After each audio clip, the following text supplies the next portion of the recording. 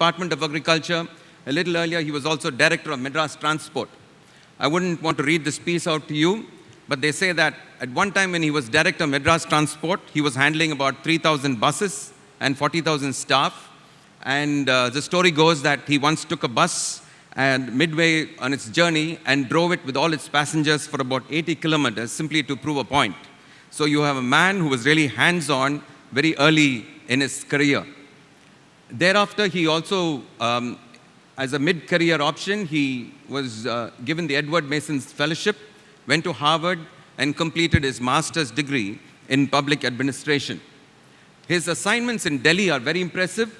He was the Secretary for Ministry of Environment and Forests. Prior to that, Director, Ministry of Atomic Energy, Joint Secretary, Ministry of Space, Member Personnel of the Oil and Natural Gas Commission, Additional Secretary, Ministry of Space, and then Secretary Defense, which for those of you who know the civil services, is right there on top of the Defense Ministry.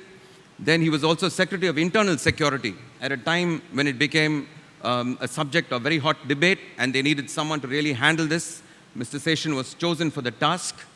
And then the #1 position in the civil services in India as a Cabinet Secretary, he did make it to the position of being Cabinet Secretary.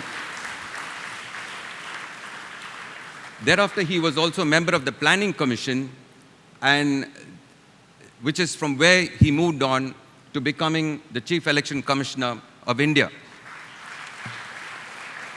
Ladies and gentlemen, Mr. Seshan is no ordinary officer. He distinguished himself in the IAS and later on as CEC of India. There's plenty to speak about him, but there are just a few pieces that we put together in this PowerPoint. At one point, he reviewed the returns which are filed routinely by 40,000 political personnel as candidates. And in that, he took the step for the first time to disqualify 14,000 potential candidates. And thereafter, he moved very hard into the entire electoral system. From 90 to 96, he brought in a wide range of changes in the way elections were being held in India. Voter awareness was something that was very nominally done. He took it up very seriously in terms of teaching every ordinary citizen that he has a certain right and that he's entitled to know what the electoral system is all about. He also decided that you could just not come and cast your vote. You need an ID card. And by the time he was done, in fact, in the last year of his position as CEC, he had issued 2 million voter ID cards. Today, it's impossible for you to cast your vote without an ID card, without a designated ID card, and thanks to Mr. Seshan, this process was put in place. He was both admired and recognized as controversial. And on this screen, if you see, for the first time, he appointed what are referred to as expenditure observers.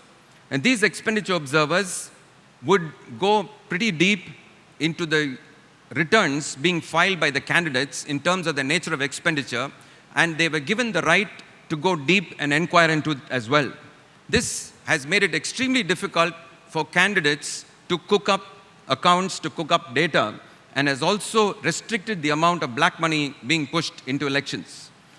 He was also the first CEC to ban graffiti, loudspeakers, posters on public and private property. In fact, I still remember handling many an election when we deployed government expenditure and government staff to simply clean up the walls because it was done against this code of conduct. For the first time, there was a phased conduct of elections. Today, if you see in India, you have the phased conduct of elections where it could be even 4 phases to ensure that adequate security and adequate care was taken in terms of the way elections were conducted, and this was all due to Mr. Seshan. And, you know, he was well known for his crisp one-liners. Some of them are here, very interesting. I had never conducted an election. I went with 2 principles, 0 delay and 0 deficiency. Another one, I'm like a ball. The more you kick me, the more I will bounce back. In fact, we all got to reading the papers at election time just to look at the latest and look for the latest that would come up in Mr. Seshan's name. Good governance, this is a lovely one. Good government is not an accident. It was not that I introduced a new reform in the system. In fact, I did not even add one comma, semicolon, or a full stop to the act. Whatever was said in the act, I implemented. And then another one, this was when he was teaching leadership to management graduates. When I took the first batch, my first remark for the students was, a panwala will earn more than what you earn. I was being both brutal and fair when I mentioned that. So you can see a man whose policies completely questioned the ethic of its time and set in place transparent and fair elections. Today, if there are elections in which political parties, irrespective of whether they are in the ruling or the opposition, are willing to sit up and give it the respect that it's due, it is because of this man. There was something called the Model Code of Conduct, which is now like a blue book, both by officers who conduct the elections and also by the candidates who stand to gain even if they don't have sufficient money on their pockets.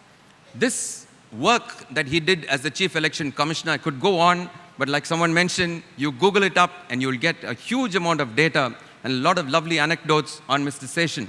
His path-breaking work led to him being given the Raman Magsaysay Award in 1996. He is a hero to the public then, he is a hero to the public even now. There are a lot of adjectives that people have used to describe him, and you can see them on the screen there. But then he's been very, very loyal to MCC, where he studied. He did his studies here.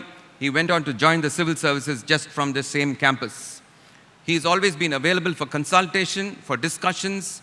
When people have needed help from MCC, he's always lent a helping hand. And in the bureaucracy, when things had to move, Mr. Seshan has always been forthcoming with his help.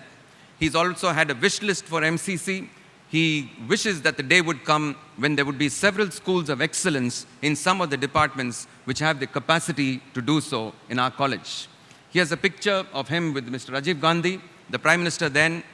There was a time when Mr. Rajiv Gandhi was to come here for the 150th year celebrations, almost missed this commitment because of another happening, but Mr. Seshan prevailed upon him and ensured that he came to MCC, and so we have the privilege of having hosted the former Prime Minister in our campus. Friends, life after retirement has not stopped him in his energy and adrenaline. He still continues to read. He's done lectures in the Lal Bahadur National Academy of Administration in Missouri. He's also set up a trust with like-minded people for social reforms. And currently, the High Court has appointed him as the interim administrator for the Pachapas Trust Group of institutions, hopefully to straighten them out. So friends, we have the unsung hero of modern India, and we are extremely privileged that he is from the Madras Christian College. Sir, over to you, sir.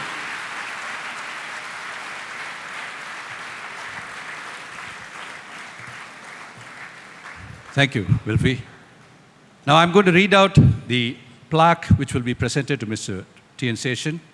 It says, the Madras Christian College Alumni Association Distinguished Alumni Award, presented to Mr. T.N. Seshan, former Chief Election Commissioner of India. In recognition of your trailblazing reformation of Indian electoral system, bringing about incomparable change through integrity without fear and favor. With courage and boldness in the face of immeasurable pressure, where transparency and efficiency are synonymous of your name, and in appreciation of your cutting-edge acumen in all arenas of life. Thank you, sir. May I ask our President, Mr. K.M. Maman, to give the plaque, present the plaque to Mr. Seshan.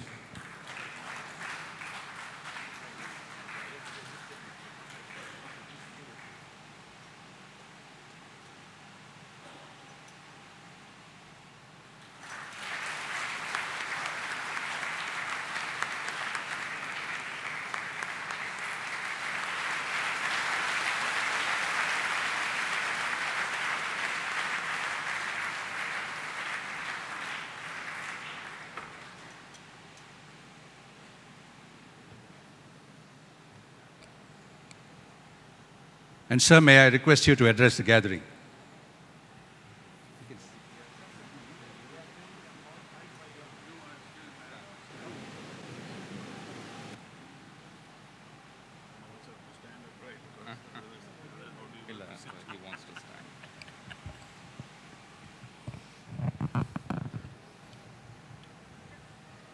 President of the Madras Christian College Alumni Association, Mr. Maman, Srimati Chandrika Tandon, my old friend Besant Rajji.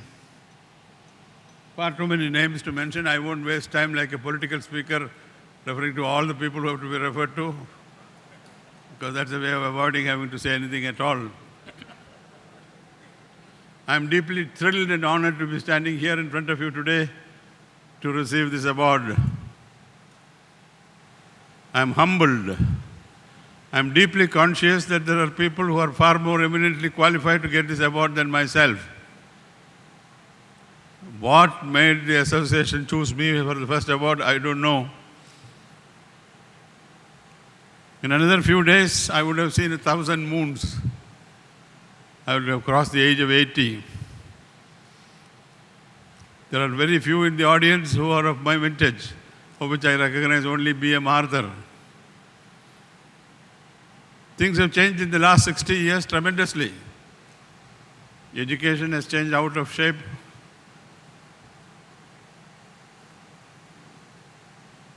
My coming into the Christian college itself was an accident. I committed the mistake of scoring 150 out of 150 in mathematics, physics and chemistry at the intermediate exam in 1949, and impertinently told my father that I would get an engineering seat easily. You were counting without the host. What happened was that they had a very interesting method of reservation in those days. I don't know whether it was called reservation or not. The gentleman who interviewed me for fitness for admission to the engineering college asked me the question, Shivaji Ganeshana Theriyuma? I said, yes, Theriyum. He's a good actor. I thought I had passed and would get my engineering admission. The next question, he failed me. He said, our evadu padathil naduthirukkiraar. Now that was beyond my depth and I lost. So I was refused admission to engineering. And by then all the other admissions had been closed. So we came rushing to Christian college. I had the good fortune of a brother who had been a student here 10 years earlier. Dr. Boyd had taken a liking for him. I was admitted not on the basis of my intermediate marks, but on the basis of my being my brother's brother. Interesting, in those days you could get an MA degree for 30 rupees. I got a BSc Honours degree for 3 years of work. I paid 30 rupees extra and got an MA in physics. In those days, the Madras University used to grant an MA in physics for 30 rupees. I got an MA because I paid 30 rupees for it.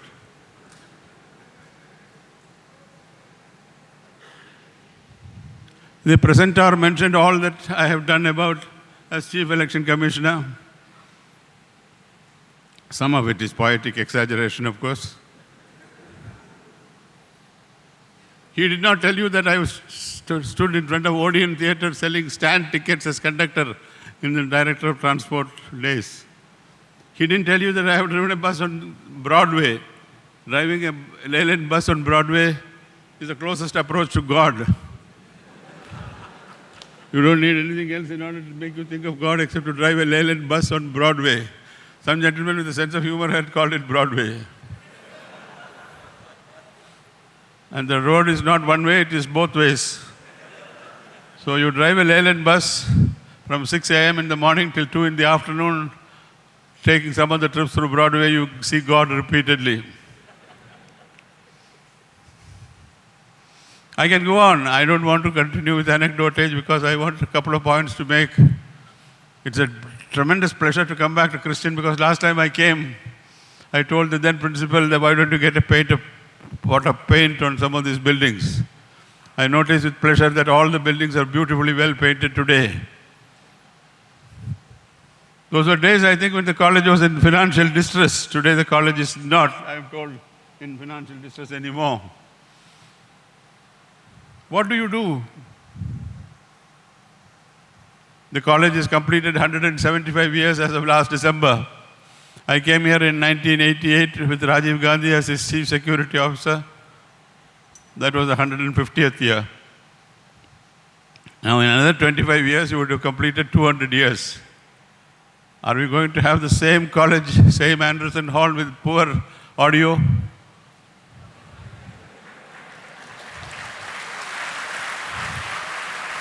I asked the principal to get a good audio engineer to convert the audio of this hall into something which is worthy of Madras Christian College. But that is not, I didn't come here to criticize, I came here to make a request. You will celebrate the 200th year by 2038. Please don't wait till then. Well before that, Madras Christian College must become the world's #1 college. You need vision. You need men of vision in the board of management. You need men of vision in the alumnus institutions. You need men of vision in the faculty. You need men of vision in people who occupy the chairs of principal and bursar. You need vision in the people who occupy the chairs of heads of department. In order to convert this college, I think the college is about 30, 35 departments. At least some of the departments, make them world class. That is not going to be done by buildings. Money contributed by good friends like Madam Tandon certainly helps. But money alone will not make an institution. You should get men of virtue, men of value. It used to be said that the Max Planck Institute in Germany was built upon the basis of selecting the best brains available. I asked the management of MCC to get the best brains, not that the present brains are not good, but please get the best brains in the brain so that you can upgrade at least some of the departments into world-class standard. That next time you hold a quinquennial meeting in 2017 or 2018, we can come back and look back and say, we have upgraded at least 5 of the departments. Waiting to be upgraded immediately is the Department of English. Because the world over, English is a coinage of commerce and of growth. I want to make a request to the principal and the board of management, please introduce Chinese.